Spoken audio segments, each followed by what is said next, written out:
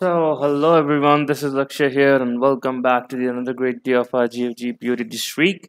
तो आज है हमारा डे 250 ईयर। सो सबसे पहले तो बहुत अच्छी बात है, हमने डे 250 तक अपना माइलस्टोन अचीव किया। So congratulations to every one of you for becoming very thankful member of our YouTube family. तो ठीक है, देखते हैं आज का क्वेश्चन क्या है। सो आज के क्वेश्चन का नाम है count the sub arrays having product less than के। तो बहुत ही वन लाइनर क्वेश्चन है, बहुत ही स्टैंडर्ड क्वेश्चन भी लग रहा है ये। So given an array of positive integers, the task is to find the number of possible contiguous sub arrays. Okay, तो हमें let's say अगर a 1 लिया तो 1 2 3 2 3 4 लाइक कोई स्किप नहीं कर सकते हो नंबर्स को। हैविंग पर less than given the less than a given number के। तो सबसे ब्रूट फोर्स टेक्निक क्या होगी यार कि हम सारे सब एरेज फॉर्म कर लें, जो भी ये कंडीशन बोल रहा है वो कंडीशन बैठा ले और अपना काउंट निकाल लें। करेक्ट। तो ठीक है, हम वो करके देख लेते हैं। तो please pause this video now and try to code the brute force approach. वो समझाने की जरूरत ही नहीं है, दो नेस्टेड फॉर लूप लगाओ, सारे सब एरेस फॉर्म करो और एक कंडीशन डालो and that's it. Maintain a counter of let's say answer और result, do result plus plus if the condition satisfy and just return that variable. Let us pause the video and do the brute force approach and then we'll resume again. ठीक है, so that's the brute force technique। उसकी code यहाँ पर present है यार। तो we can see that the expected and our output matches. एक बार मैं वॉक थ्रू दे देता हूँ। हमने दो फॉर लूप इस्तेमाल किया, एक लॉन्ग वेरिएबल इस्तेमाल किया है with the variable name P और हमने सब वन स्टोर किया। लॉन्ग इसलिए यूज़ किया क्योंकि हम मल्टीप्लिकेशन कर रहे हैं, राइट। तो कभी भी मतलब मैक्सिमम इंटीजर्स की अगर आप लेंथ देखो यहाँ पे, तो ए ऑफ आई जो है वो 10 पावर 5 तक जाता है। तो कभी वो ओवरफ्लो ना हो जाए इंट का जो वैल्यू होता है, इसलिए हमने लॉन्ग यूज़ कर लिया। Then we are just keep on multiplying the product with the next available elements and we are checking that if it is less than equals to k then result plus plus। ये else break क्यों लगाया यार? एक subtle सा optimization है comparison को break करने के लिए, क्योंकि लेट्स से हमारा यहाँ पर लेट्स से हम यहाँ तक पहुँचे, ठीक है, 1 इंटू 9 इंटू 2 इंटू 8, तो कितना 9 8, लेट्स से यहाँ तक पहुँचे 9 टू 18, 9 टू 18, राइट। और लेट्स से के यहाँ पे 7 होता है, करेक्ट। तो ये यहीं पर 18 हो चुका है। तो बाकी से अगर तुम कंपेयर करोगे तो ये सब के लिए भी बड़ा ही नंबर आने वाला है, राइट, अगर के यहाँ पे लेट्स से 7 होता है, राइट। और इसमें नेगेटिव नंबर्स है नहीं क्योंकि उन्होंने इंश्योर किया कि सारे एलिमेंट्स जो 1 से लेकर 10 पर 5 तक जाएगा। सो दैट इज वाई अगर एट एनी पॉइंट ये कंडीशन सेटिस्फाई नहीं होती है तो वहाँ पे ब्रेक कर दो, क्योंकि आगे बनने वाला नंबर वो ऑब्वियसली बड़ा ही होने वाला है अपने करंट नंबर से। ठीक है, that is it. Let us hit the submit button and while it is submitting let us analyse the time complexity as well. Oh ठीक है, तो ये तो कोड सबमिट हो गया, वैसे नहीं होना चाहिए था, बट ठीक है, एक बार फिर से बात करते हैं। हमने दो फॉर लूप यूज किया, क्लियरली ये ओ ऑफ एन स्क्वायर का सोल्यूशन है। अगर आप कंस्ट्रेंट देखें तो एन है 10 power 6, if you square it would B 10 power 12। So definitely देखो लॉजिक तो हमारा इंटैक्ट है। डेफिनेटली ये ब्रूट फोर्स यार, ये ऑप्टिमाइजर नहीं है। अगर सबमिशन हुआ है, लेट्स से पॉसिबल इसका सबमिशन है, तो इसके रीजंस ये हो सकते हैं हमने जो ऑप्टिमाइजेशन लगाई, राइट, कि आगे के नंबर्स के लिए चेक मत करो, इससे बहुत सारे इटरेशंस कम हो गए होंगे। So maybe this is the not maybe यही केस हुआ होगा जिसकी वजह से ये कभी भी इसका टाइम कॉम्प्लेक्सिटी 10 पावर 8 से ज़्यादा गया नहीं होगा, 10 पावर 8 ऑपरेशन से ज़्यादा गया नहीं होगा। That is why this code got submitted, otherwise ये नहीं होता। ठीक है, तो हमें वैसे भी एक्सपेक्टेड ओ ऑफ एन में करना है, और ये मैं अगेन बोल रहा हूँ बहुत ही स्टैंडर्ड क्वेश्चन है। कभी सब एरे क्वेश्चन ऐसे आते हैं तो हमेशा या तो 2 पॉइंटर या स्लाइडिंग विंडो, इन्हीं सबसे क्वेश्चन सॉल्व होता है, करेक्ट। चलो चलते हैं वापस से पेन पे, एक एग्जांपल लेते हैं and then we will see कैसे कर सकते हैं। तो हम इसमें जो अप्रोच लगाएंगे, हम यहाँ पे स्लाइडिंग विंडो का टेक्निक लगाएंगे। स्लाइडिंग विंडो वो कैसे लगाएगा, एक बार आप देखो, विजुअलाइज करो, समझ में आ जाएगा। ये इक्वल्स टू 10 है, राइट। अगर मैं प्रोडक्ट की बात करूँ, so for this particular window हमारा प्रोडक्ट क्या हो जाएगा 1, यहाँ पे क्या हो जाएगा 1 into 2 2, 2 into 3 will give you 6 and 6 into 4 will give you 24, right. ये इक्वल्स टू 10 है। अगर आप देखो पहले हमारा विंडो ये था, फिर मैंने देखा जो मेरी विंडो है, मैं इसके लिए एक पॉइंटर मेंटेन कर लूंगा, विंडो लेंथ INJ। फिर मेरी जो विंडो है अभी 1 है and the product is less then के, राइट। तो मैं इसके लिए बोलूंगा कि हाँ यार इसको तुम मेरे आंसर में ऐड करो, राइट। तो मैं एक आंसर वैल्यू बना लूंगा और मैं विंडो लेंथ निकालने के लिए मैं क्या करूंगा, J minus I plus 1, correct. ठीक है, तो यहाँ पे कौन सा सब एरे मैंने कंसिडर किया, सब एरे जो 1 को पॉइंट कर रहा था, करेक्ट।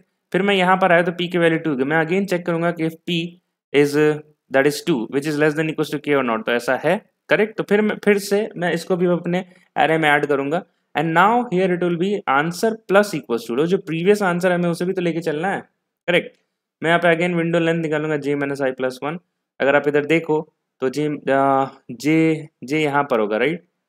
जे यहाँ पर आ चुका है और जे की वैल्यू क्या होगी 1, 1 माइनस 0 प्लस 1, और प्रीवियसली क्या था 1, तो यहाँ पे एक 1 प्लस और करेंगे तो क्या हो गया है 1 minus 0 plus 1 will give you as 3, right. तो यहाँ पे कौन सा एरे कंसिडर हुआ है, यहाँ पे कंसिडर हुआ है 1, 2 एक सब एरे कंसिडर हुआ है और एक 2 सब एरे कंसिडर हुआ है, करेक्ट। ठीक है, नाउ प्रोडक्ट की वैल्यू क्या हो गई है 6 is again less than 10, right. तो यहाँ पे हम फिर से वही करेंगे यार, आंसर प्लस इक्वल्स टू, मतलब मैं डायरेक्ट लिख देता हूँ, answer is equals to previous answer क्या था 2, the current value j has come to this index, so 0 1 and 2, so it would be 2 minus 0 plus 1. What's the answer now? So is it 2? No, previously the answer pointing was 3, right? So 3 plus 3 it will give you a 6. यहाँ पे कौन से नए सब errors consider हुए अगर आप देखो तो हमने इसमें कंसिडर किया है 1 2 3 and then we have considered 2, 3 and then this one. ठीक है, अब मैं यहाँ पर आया, अब देखो बात दिलचस्प होने वाला, right. So here the product is now pointing to 24 and I can clearly see that the 24 is greater than my current value, right. और इक्वालिटी बाई लिख दो क्योंकि हमें सिर्फ लेस देन के लिए ही हमें आंसर मतलब फॉलो करना है, राइट।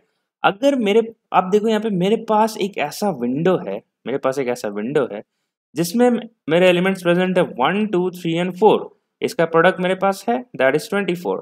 मैं जानता हूँ कि इसका जो प्रोडक्ट 24 है अब वो मेरे greater than equals to current के आ गया, तो मैं क्या करूँ यार, मैं इस पोजीशन से आगे बढ़ना शुरू किया था तो मैं पीछे के एलिमेंट्स को हटाना एक एक करके शुरू कर देता हूँ इन होप कि ये जो मेरा प्रोडक्ट है ये मेरा और डिक्रीज होगा। अगर पीछे के एलिमेंट्स को हटाया तो 24 मैं क्या लिख दूंगा कि प्रोडक्ट, और यहाँ पे मैंने एक पॉइंटर मेंटेन कर रखा था आई, तो मैं लिख दूंगा कि product is nothing but p by array of i and then i plus plus, क्योंकि यहाँ से हटा दिया तो i यहाँ पर आ जाएगा हमारा। अगर इसको आप देखो अब मैं इसको सॉल्व करूँ तो it would be 24/1 which will give you again as 24, right. अभी भी मेरा जो प्रोडक्ट है अभी भी सेकंड इटरेशन में देखूंगा कि it is still greater than equals to k, right. मैं फिर से इसको डिक्रीज करूंगा, p is equals to p by array of i, मैं फिर से करूंगा and i is now here is pointing to 1, correct. 1 पे एलिमेंट क्या, मैं किसको रिमूव कर रहा हूँ, मैं इसको रिमूव कर रहा हूँ, तो 24/2 will give me as 12, right, but it is still greater than equals to k. I need to extricate more elements, remove more elements from the front, right। तो मैं यहाँ से फिर से इसको हटा दूंगा and I will say again that now it is 12 and 12/3 will give me 4, correct।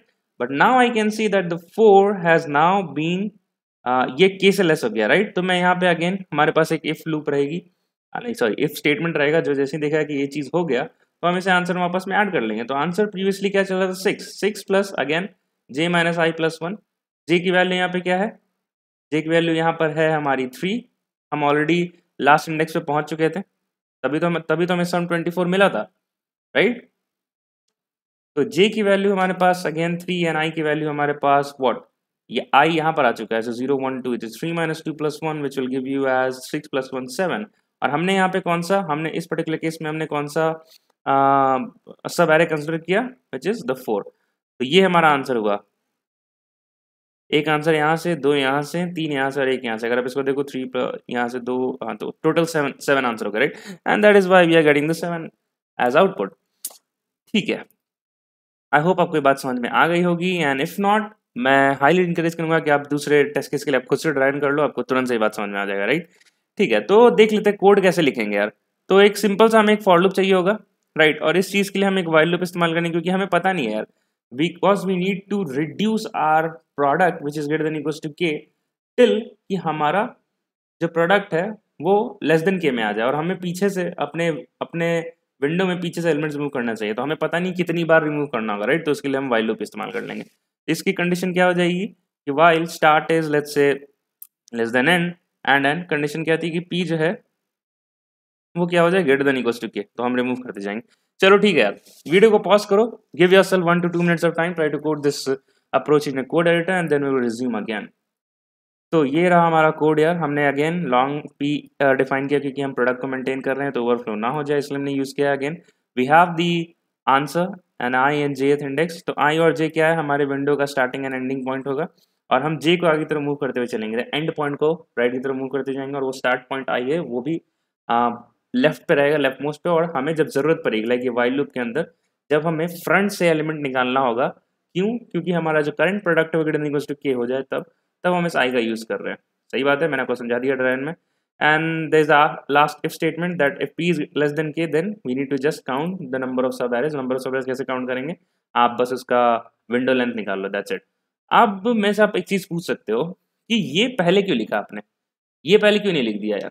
अगर आप ऐसा करोगे, अगर आप ये इफ को पहले लिख दोगे और वाइल को बाद में लिखोगे तो देखो क्या होगा, मैं बताता हूँ. ये जो आपने लास्ट में जो कंपैरिजन किया, राइट, कि जब भी हमारे वाइल लूप के बाहर हमारे पास एक पर्टिकुलर पॉइंट पे एक पर्टिकुलर पॉइंट पे ऐसा समय आएगा कि वो जो एलिमेंट है फाइनली रिड्यूस हो गया है, लेस देन के हो गया, राइट.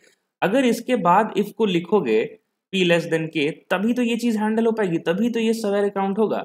अगर ये नहीं लिखते तो हमारा आंसर इस कोड के लिए रिटर्न हो जाता 6, राइट. तो इसलिए इफ को लास्ट बाद में लिखना जरूरी है, ताकि जो लास्ट में अगर कोई आंसर बनती है पॉसिबिलिटी की कंपैरिजन के बाद, तो हम उसे इंक्लूड कर सके अपने फाइनल आंसर में.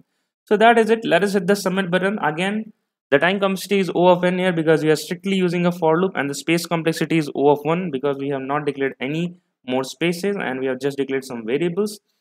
So yes, let us meet again in the tomorrow's purity streak. And few last thing that you can start and fork my DSL repository together with the source code.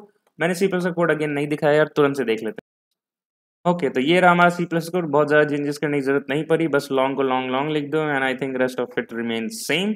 So that is it. Let us end the video and let us meet tomorrow in the tomorrow's GFG purity streak.